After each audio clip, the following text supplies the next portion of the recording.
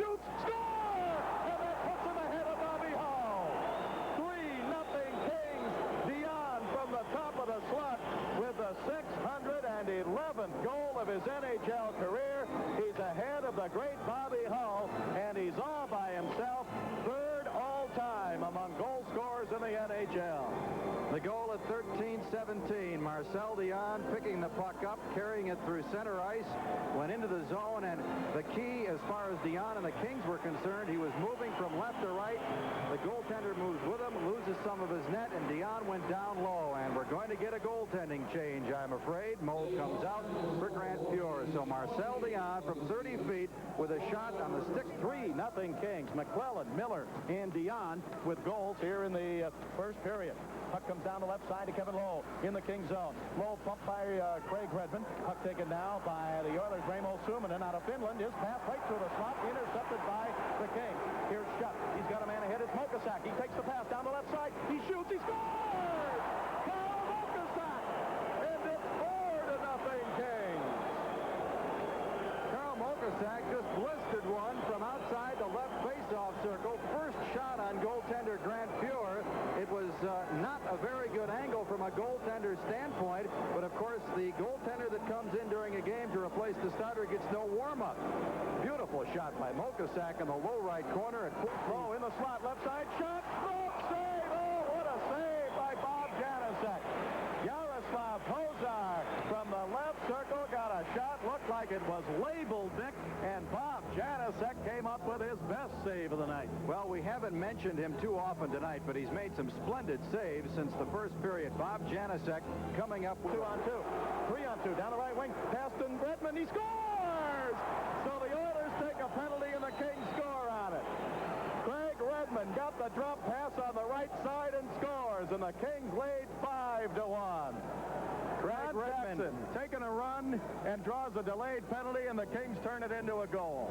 Well, Bob Miller has made some nice plays since returning from the sprained ankle. He scored his first goal earlier, and he sets up Craig Redmond for his third goal at 14:58. Miller with 4 points in his last 2 games. But you're right, Bob, just a needless penalty upcoming if the Oilers had regained possession. They never did, so the Kings score and the penalty is nullified. But he took a run at Sykes, and you're absolutely right. They're to Dionne, up the center. Kings may have a 2-on-1. Down the left side, Taylor with LaPointe. Taylor stops. Taylor in the slot. Taylor still with it. Over the right side, shot by Redmond is wide. Rebounded Dionne. Dionne Oilers zone at the blue line. Here's Dionne. He shoots. Score! Tipped in. Dave Taylor got his stick on it to tip it in. And it's 6-1 Kings. Well, Marcel Dionne handling that puck. They gave him room, and Dionne is very dangerous. When he has time and room, he'll either score or set up a score most of the time, and he did right there. The shot deflected in by Dave Taylor past goaltender Grant Fuhr. The time of the goal here in the second period will be at 17:21. The first shot was taken from the right point. It missed the target, but the carom came right to Wells shoots, score! Jay Wells from 58 feet away. And the Kings are embarrassing the Oiler goaltenders.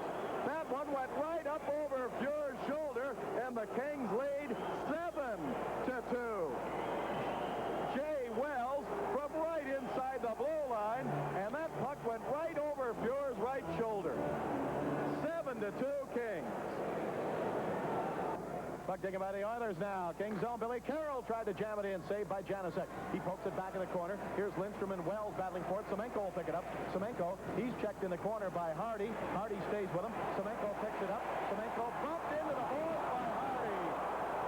Mark Hardy with a good check. Knocks Semenko head first into the boards. And back comes Hardy up the center, and he drives it down into the Oilers zone. And an offside called, and now Semenko and Hardy skate shoulder to shoulder.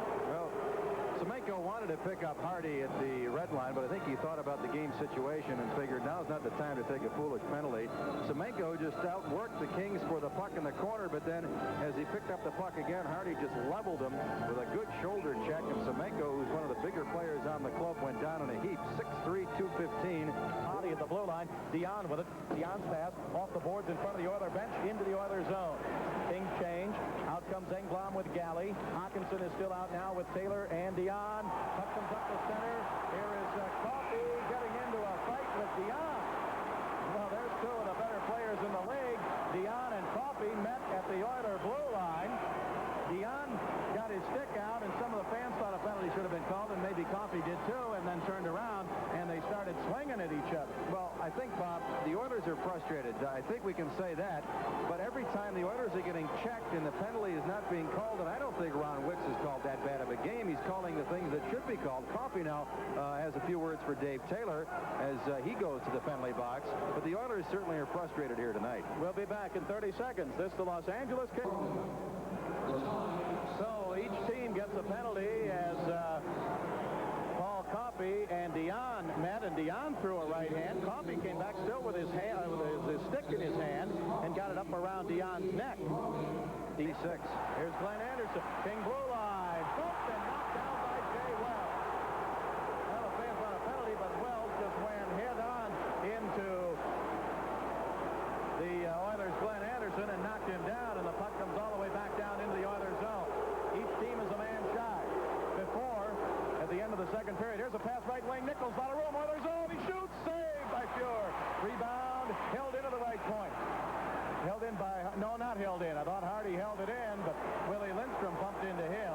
Well, we've got some teams down there now, Nick, whose tempers are getting a little short.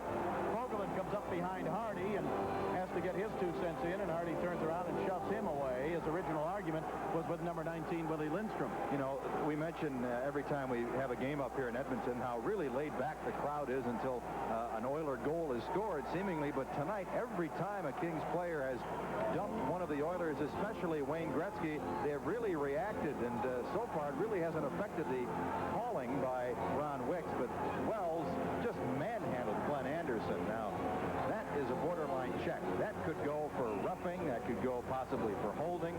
To Dionne in front of Taylor. Poked away. Hardy shoots.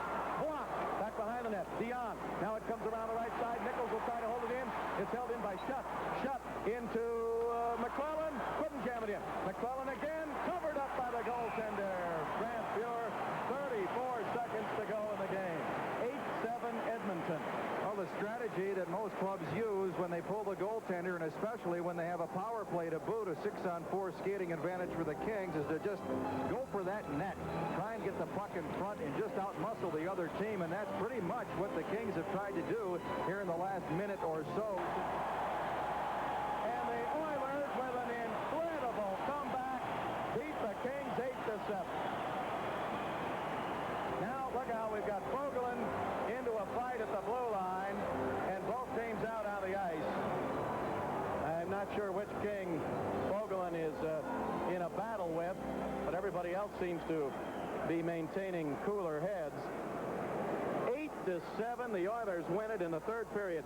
Gretzky is 48th at 56 seconds, and the Oilers trade 7-4. Then Jackson is third, second of the game from Curry and Hardy at 9:49, and the Oilers trails 7-5. Then Curry on a power play is